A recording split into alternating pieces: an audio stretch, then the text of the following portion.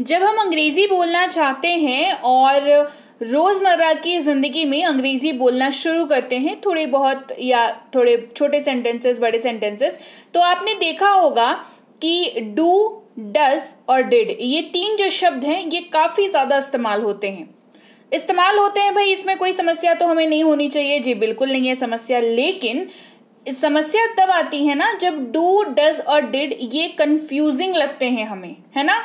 क्या लगते हैं? कंफ्यूजिंग लगते हैं। हमें समझ नहीं आता कि इस वाक्य में डू का इस्तेमाल करें कि डिड का इस्तेमाल करें कि डज का इस्तेमाल करें।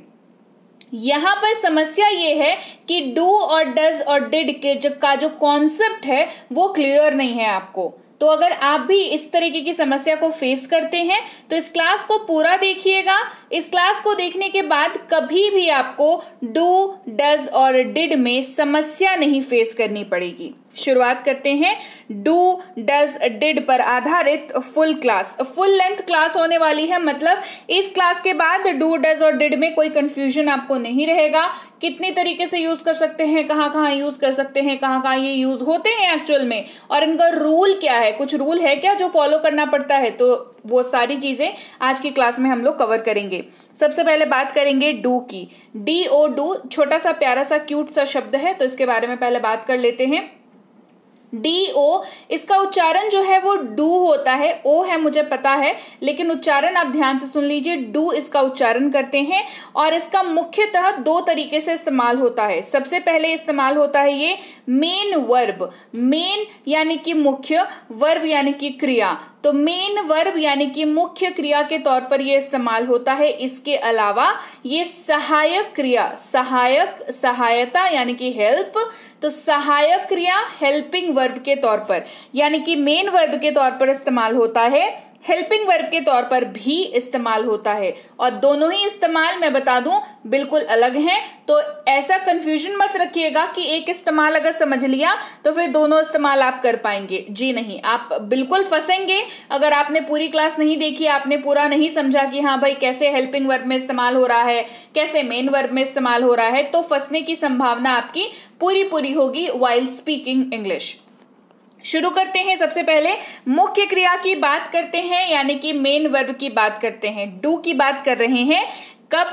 जब ये मुख्य क्रिया के तौर पर इस्तेमाल हो रहा हो। इसका इस्तेमाल होता है करना। इसका मतलब क्या होता है? करना। डू यानी कि करना, कोई कार्य, कोई प्रोसेस अगर आप कर रहे हैं तो वहां पर जो है डू, करना, ये जो है फीलिंग आती है वाक्य में, तो वहां पर डू का इस्तेमाल किया जाता है। उदाहरण के तौर पर मैं अपना काम करता हूं, मैं अपना काम करता हूं, आई डू माई वर्क। तो ये वाक्य क्या बता रहा है? किसी के काम करने को बता रहा है ना, कि करना। ये क्या दिखा रहा है? करना। मैं अपना काम करता हूं, आई डू माई वर्क। तो इसके लिए, डू के लिए आपको इस्तेमाल करने के लिए सिर्फ इसका अर्थ जानना काफी नहीं है, इससे संबंधित एक रूल है जो आपको जानना जरूरी है, तभी आप डू का कंप्लीटली सही तरीके से इस्तेमाल कर पाएंगे। रूल बेहद ही आसान है, और चाहे आप डू का इस्तेमाल हेल्पिंग वर्ब यानी कि सहायक क्रिया के तौर पर कर रहे हो, या चाहे मेन वर्ब यानी कि मुख्य क्रिया के तौर पर कर रहे हो, दोनों ही सूरतों में रूल जो है वो सेम रहेगा। ये बहुत बढ़िया बात है, नहीं तो दोनों में अगर रूल अलग होता तो फिर हमारी टेंशन और ज्यादा बढ़ जाने वाली थी कि भाई अब कितने रूल याद करें, है ना।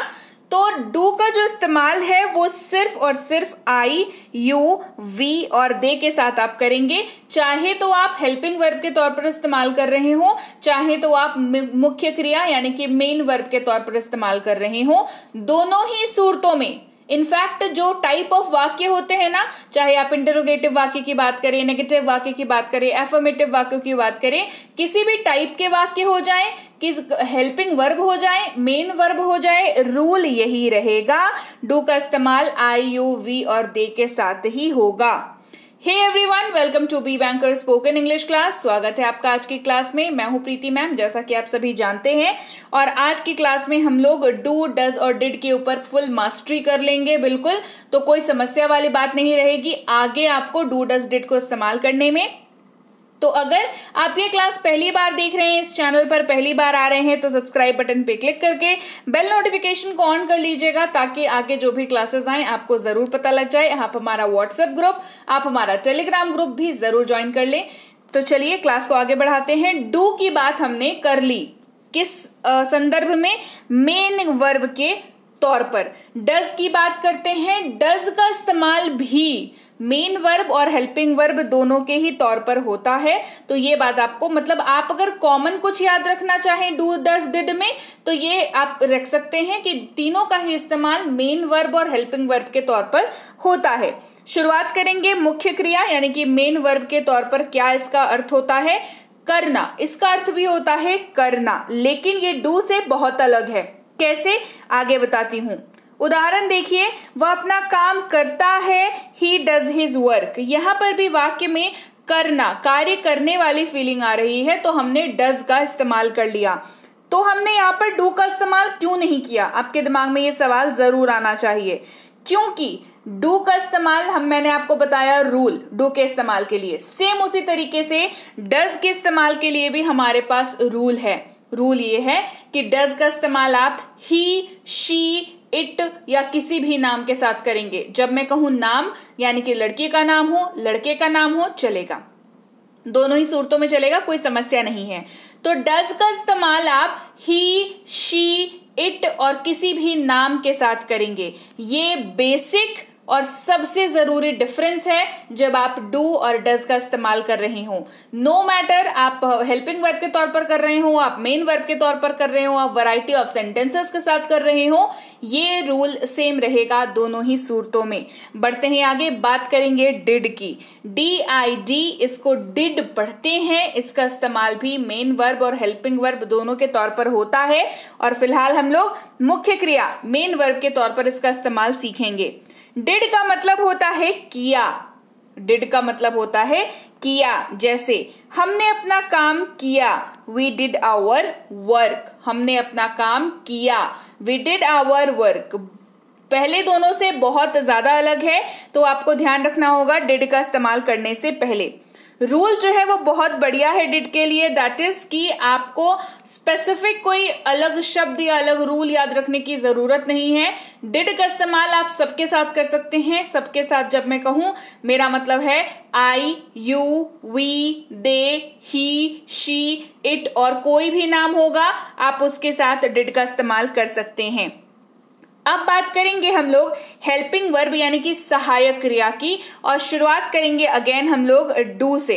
तो डू का इस्तेमाल मैंने आपको मुख्य क्रिया के तौर पर जब होता है, कैसे होता है, कब होता है, क्या रूल होता है, क्या फॉलो करना होता है, बता दिया। तीनों के बारे में बता दिया, डू के बारे में, डज के बारे में, डिड के बारे में।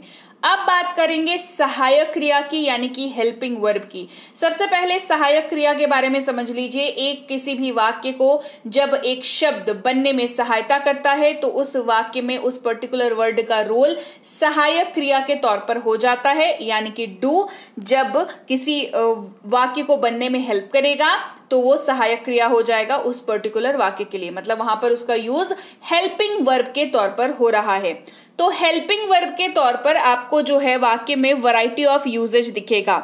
उदाहरण के तौर पर आप सवाल पूछने के लिए इस्तेमाल कर सकते हैं, जहां पर आप हिंदी में पूछ रहे हो क्या ता हूं, क्या ते हो, क्या ते हैं। आप अगर ऐसे किसी भी शब्द का इस्तेमाल अपने ऐसे किसी भी सवाल में अपना इस्तेमाल कर रहे हैं इनका, तो उसकी जो अंग्रेजी होगी उस सवाल की, उसमें डू का इस्तेमाल किया जाएगा। जैसे क्या मैं खाता हूं, तो इस वाक्य में आपको साफ तौर पर क्या ता हूं दिख रहा है, हाईलाइट किया हुआ है, तो समस्या नहीं होनी चाहिए, है ना। क्या ता हूं, ये हो गया do I eat. Do I eat, क्या मैं खाता हूं, डू आई ईट। तो यहां पर क्या ता हूं के लिए डू का इस्तेमाल हो गया, मैं के लिए आई का इस्तेमाल हो गया, और क्योंकि खाने की बात चल रही है तो ईट का इस्तेमाल हो गया। बढ़ते हैं आगे। क्या तुम खाते हो, क्या तुम खाते हो, do you eat. Do you eat, यहां पर ईट हो जाएगा। और क्या तुम जाते हो, तो डू यू गो का इस्तेमाल हो जाएगा। ठीक है, क्या हम पढ़ते हैं? Do we study? क्या हम पढ़ते हैं? Do we study? बढ़ते हैं आगे, बात करेंगे डज की। अच्छा, बात रही रूल की, तो रूल मैंने आपको शुरुआत में ही करा दिया है, सेम रूल इस्तेमाल होगा। लास्ट क्लास की लास्ट में भी आपको एक बार क्विक रिवीजन करा दूंगी, तो अगर आप बीच में कहीं आप अगर लूप मिस कर रहे हैं तो घबराइएगा नहीं, ठीक है। मैं रिवीजन भी करा दूंगी लास्ट में सारा, ठीक है। डज की बात कर लेते हैं। डज का इस्तेमाल सहायक क्रिया यानी कि हेल्पिंग वर्ब के तौर पर कैसे होता है? अगर आप वाक्य में क्या ता है या क्या ती है का इस्तेमाल कर रहे हैं तो अंग्रेजी में डज का इस्तेमाल कर लेंगे। जैसे क्या वह खाता है? डज ही ईट? क्या वह खाता है? डज ही ईट? क्या वह पढ़ती है? Does she study? क्या वह पढ़ती है? Does she study? क्या मोहन काम करता है? Does Mohan work? क्या मोहन काम करता है? Does Mohan work? बढ़ते हैं आगे, बात करते हैं डिड की। कब? जब डिड का इस्तेमाल हेल्पिंग वर्ब के तौर पर हो रहा हो। वाक्य में आपको क्या दिखेगा? आपको दिखेगा क्या ता था, क्या ते थे, क्या ती थी, या तो ये दिख जाए या दिखे क्या या, क्या ये, क्या ये दिख जाए तो आपको उस वाक्य में डिड का इस्तेमाल करना है उसकी अंग्रेजी में। जैसे क्या मैं खाता था? Did I eat? क्या मैं खाता था? Did I eat? क्या आप जाते थे? Did you go? क्या आप जाते थे? Did you go? क्या हम काम करते थे? Did we work? क्या हम काम करते थे? Did we work? क्या वह पढ़ती थी? Did she study? क्या वह पढ़ती थी? Did she study? क्या राहुल खेलता था? Did Rahul play? क्या राहुल खेलता था? Did Rahul play? बढ़ते हैं आगे, अब बात करते हैं डू की। हेल्पिंग वर्ब के तौर पर ही इस्तेमाल होने की, लेकिन वाक्यों का टाइप जो है वो अलग है। अभी क्या पढ़ा हमने? क्वेश्चन वाले वाक्यों को पढ़ा। अब हम लोग पढ़ेंगे जब डू के साथ नॉट का इस्तेमाल हो, और इस केस में भी ये हेल्पिंग वर्ब के तौर पर ही वाक्य में इस्तेमाल हो रहा होगा। रूल विल बी सेम, पहले ही बता चुकी हूं, आई यू वी दे के साथ इस्तेमाल होगा। जैसे आपको वाक्य में दिखना चाहिए नहीं ता हूं, नहीं ते हो, नहीं ते हैं, आपको ये दिखना चाहिए वाक्य में, तो डू नॉट का इस्तेमाल होगा। कब? जब सब्जेक्ट के तौर पर वाक्य में आई यू वी दे का इस्तेमाल हो रहा है। जैसे मैं नहीं खाता हूं, आई डू नॉट ईट। मैं नहीं खाता हूं, I do not eat. Does की बात कर लें तो डज के साथ जब आप नेगेटिव वाक्य में इस्तेमाल करेंगे तो क्या हो जाएगा? डज नॉट हो जाएगा, डज नॉट हो जाएगा। रूल विल बी सेम, जो पहले मैंने पढ़ाया था वो नहीं ता है, नहीं ती है, ये अगर आपको दिखे वाक्य में तो डज नॉट का इस्तेमाल होगा। कब? जब सब्जेक्ट ही, शी, इट या कोई भी नाम होगा, राइट? जैसे वह नहीं खाता है, ही डज नॉट ईट। वह नहीं खाता है, he does not eat। Did की बात कर लेते हैं। डिड की बात करेंगे तो डिड के साथ नॉट लगाएंगे जब बात नेगेटिव वाक्यों की होगी। Rule will be same, I you we they, he she it और किसी भी नाम के साथ ये इस्तेमाल हो जाएगा। उदाहरण के तौर पर देखेंगे, उसके पहले समझ लेंगे कि वाक्य में क्या दिखना चाहिए, है ना। मतलब नहीं ता था दिखे अगर, नहीं ते थे दिखे अगर, नहीं ती थी दिखे अगर, तो वाक्य की अंग्रेजी में डिड नॉट का इस्तेमाल करेंगे। जैसे मैं नहीं खाता था, आई डिड नॉट ईट। मैं नहीं खाता था, I did not eat, right. तो चलिए एक क्विक सा रिवीजन कर लेते हैं कि थ्रू आउट क्लास में हमने आज क्या सीखा। हम लोग आज कर रहे हैं डू डज डिड के ऊपर फुल वाली क्लास, मतलब आपको आज की क्लास के बाद कोई कंफ्यूजन नहीं रहने वाली है, ऐसी वाली क्लास करा रही हूं। तो सबसे पहले शुरुआत करते हैं शुरुआत से। डू डज डिड का इस्तेमाल आप दो तरीके से कर सकते हैं, एक मेन वर्ब के तौर पर कर सकते हैं, एक हेल्पिंग वर्ब के तौर पर कर सकते हैं। मेन वर्ब मुख्य क्रिया, हेल्पिंग वर्ब सहायक क्रिया। दूसरी बात जो आपको सबसे ज्यादा इस्तेमाल करना, मतलब डू डज डिड का इस्तेमाल करते वक्त ध्यान रखनी है, वो ये कि इनके कुछ रूल्स होते हैं जो आपको फॉलो करने हैं। जैसे डू का इस्तेमाल आप सिर्फ और सिर्फ आई यू वी दे के साथ कर सकते हैं, डज का इस्तेमाल आप ही शी इट और किसी भी नाम के साथ कर सकते हैं, और डिड का इस्तेमाल आप I you we they he she it और किसी भी नाम के साथ कर सकते हैं। बस ये क्विक सा रिवीजन थ्रू आउट पूरी क्लास को एक जगह पर मतलब निष्कर्ष निकालते हुए हमने एक क्विक रिवीजन कर लिया। और इसके अलावा एग्जाम्पल्स वगैरह तो मैंने पहले ही आपको करा दिए इस क्लास में, क्लास की शुरुआत में, है ना।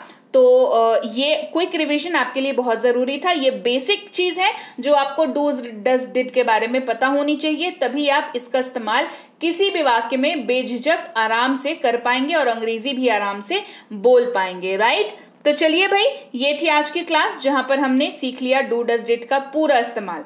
क्लास कैसी लगी कमेंट करके मुझे जरूर बताएं। क्लास बढ़िया लगी है, क्लास को लाइक करिए, क्लास को शेयर करिए, चैनल को सब्सक्राइब नहीं किया है अभी तक तो जल्दी से कर दीजिए। इसके साथ ही आप टेलीग्राम के ग्रुप में जुड़ जाइए, टेलीग्राम का चैनल ज्वाइन कर लीजिए, व्हाट्सएप का ग्रुप जो है उसमें जुड़ जाइए, ताकि रोज की क्लासेस आपको अपने फोन पर ही प्राप्त हो जाया करें। इसके अलावा टेंस की अगर आपको ई बुक चाहिए जिसमें फुल कॉन्सेप्ट टेंस का एक्सप्लेन किया हुआ है, आपको एक बार इसको पढ़ने के बाद, प्रैक्टिस करने के बाद दोबारा टेंसेस में कंफ्यूजन नहीं होगी, तो इस ई बुक के लिए आपको टेलीग्राम या व्हाट्सएप पर कांटेक्ट करना होगा। बेसिक प्लस स्पोकन इंग्लिश की कोर्स और इसकी ई बुक के लिए भी आप टेलीग्राम या व्हाट्सएप पर कांटेक्ट कर लें। मिनी स्पोकन इंग्लिश कोर्स इसकी ई बुक के लिए भी टेलीग्राम या व्हाट्सएप पर कांटेक्ट कर लें कि आपको कैसे मिल सकती है। उससे भी बेहतरीन तरीका बता देती हूँ जहां पर आपको डिपेंडेंट होने की जरूरत नहीं पड़ेगी किसी के ऊपर। ये जो आपको लिंक दिख रहा है इसको अपने मोबाइल ब्राउजर में टाइप करिए और उसके बाद सर्च कर लीजिए। उसके बाद आपको ये तीनों जो हमारी ई बुक्स हैं, ये तीनों की तीनों आपको आपके स्क्रीन पे दिखेंगी। आपको जिस भी किताब की जरूरत हो आप उसको डाउनलोड कर सकते हैं। तो आपको टेलीग्राम पर कैसे, एक तो आप व्हाट्सएप ग्रुप ज्वाइन कर लीजिएगा। कैसे ज्वाइन करेंगे, इस नंबर को सेव कर लीजिए मोबाइल पर, आपको जो है स्टेटस पे दिख जाएगा ज्वाइन का लिंक, या फिर आप मांग भी सकते हैं व्हाट्सएप पर कि सर या मैम मुझे जो है दे दीजिए आपके ग्रुप को ज्वाइन करने का लिंक, तो आपको भेज दिया जाएगा हमारे प्रतिनिधि द्वारा। इसके अलावा टेलीग्राम के लिए आप इस लिंक का इस्तेमाल कर सकते हैं, इस नंबर का इस्तेमाल भी कर सकते हैं। टेलीग्राम ज्वाइन करते वक्त दो बातों का ध्यान रखें। सबसे पहली चीज, आपको channel B Banker education solution के नाम से दिखेगा टेलीग्राम पर। इसके अलावा आप उसमें 18,000 से ज्यादा सब्सक्राइबर्स दिखेंगे, तभी आप उस चैनल को ज्वाइन करेंगे। मेरे नाम से कोई चैनल आपको टेलीग्राम पर अगर दिखे तो वहां पर आपके साथ धोखाधड़ी हो सकती है, तो भाई अपनी सुरक्षा अपने हाथ, ध्यानपूर्वक चैनल को ज्वाइन करिएगा।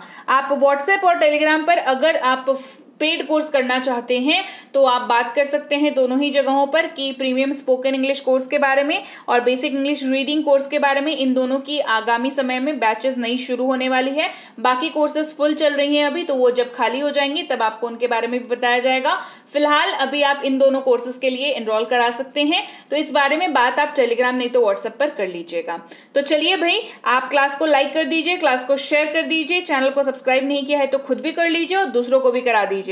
और मैं आपसे मिलती हूं आपकी अगली क्लास में। Till then, thank you so much for watching. Stay tuned to B Banker spoken English.